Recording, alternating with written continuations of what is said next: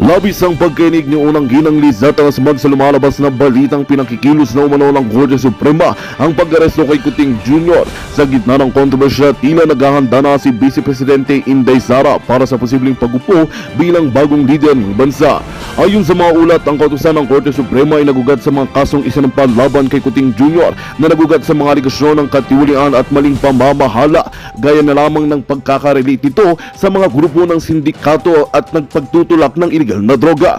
Ang Malacanang ay nasa ilalim ngayon ng matinding presyon habang ang kampo ni VP Sara ay nagsisimula ng maglatag ng mga plano para sa maayos na transisyon ng kapangyarihan. Habang si Kokak naman ay nananatiling tahimik, ngunit ayon sa mga insider, labis ang kanyang pagkabahala sa bigat ng sitwasyon.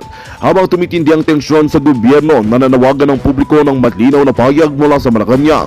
Maraming nananalig na ang mga kaganapang ito ay maghahatid ng mas matibay at matapat na pamumuno sa bansa. Sa kabila ng kaguluhan, umaasa ang sambayanan na mananaig ang hustisya at kapayapaan sa gitna ng hamon sa politika.